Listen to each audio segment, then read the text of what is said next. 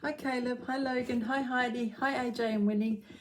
Dad bought Nanny a very, very special book. Logan and I went and seen the Gruffalo's Child. It was a lovely play. Dad has bought me the book, The Gruffalo's Child. Look at the Gruffalo. He's got sharp nails and sharp teeth. The Gruffalo's Child. The Gruffalo said that no Gruffalo should ever set foot in the dark, deep wood. That's what he said, wasn't it, Logan? Why not? Why not? Because if you do, the big bad mouse will be after you. I met him once, said the Gruffalo. I met him a long time ago.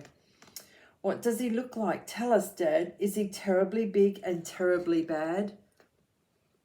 No, the Gruffalo said, don't you go into that big dark woods because there's a big mouse. That's what he said, Logan, wasn't it? I can't quite remember, the Gruffalo said. Then he thought for a minute and scratched his head. The big bad mouse is terribly strong and his scaly tail is terribly long. His eyes are like pools of terrible fire and his terrible whiskers are tougher than wire.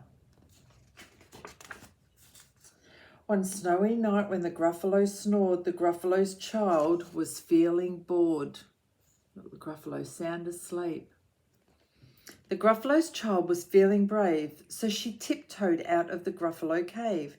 The snow fell fast and the wind blew wild. Into the wood went the Gruffalo's child. The Gruffalo said, don't go into the woods.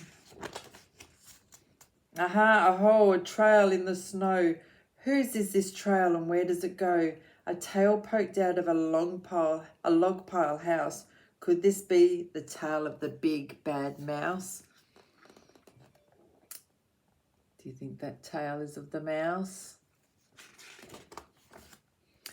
Out slid the creature. His eyes were small and he didn't have whiskers. No, none at all. You're not the mouse, not I, said the snake.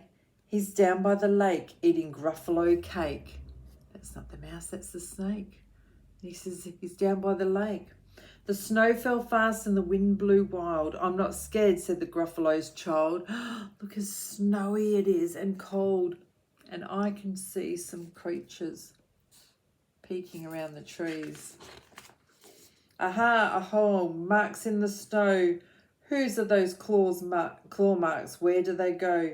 Two eyes gleamed out of the treetop house. Could those be the eyes of the big bad mouse? I wonder whose eyes they belong to. Down flew the creature, his tail was short, and he didn't have whiskers of any sort. You're not the mouse. No, not I, but he's somewhere nearby eating Gruffalo pie. Not a mouse, it's an owl, isn't it? The snow fell fast and the wind blew wild. I'm not scared, said the Gruffalo's child. Aha, aho, a track in the snow. Whose is this track and where does it go? There's the track. Whiskers at last in an underground house. Could this be the home of the big bad mouse? I can see whiskers. Do they look like the whiskers of a mouse? I wonder. Out slunk the creature. His eyes weren't fiery. His tail wasn't scaly. His whiskers weren't wiry. You're not the mouse. Oh no, not me. He's under the tree drinking Gruffalo tea. It's a fox, not a mouse. It's all a trick, said the Gruffalo's child as she sat on a stump where the snow lay piled. I don't believe in the big bad mouse. There's the Gruffalo's child. The Gruffalo's child's got a stick man. But here comes a little one out of his house. Not big, not bad, but a mouse at least. You'll taste good as a midnight feast. Look, and this mouse has made a Gruffalo snowman. Wait, said the mouse, before you eat, there's a friend of mine that you ought to meet. If you let me hop onto a hazel twig, I'll beckon my friend so bad and big. The Gruffalo's child unclenched her fist. The big bad mouse, so he does exist. The mouse hopped into the hazel tree. He beckoned, then said, just wait and see. Out came the moon, it was bright and round. A terrible shadow fell on the ground. There's the mouse up near the moon. And there's the shadow. Who is this creature so big, bad and strong? His tail and whiskers were terribly long. His ears are enormous, and over his shoulder he carries a nut as big as a boulder. The big mad mouse, yelled the Gruffalo's child. The mouse jumped down from the twig and smiled. Uh-oh, prints in the snow.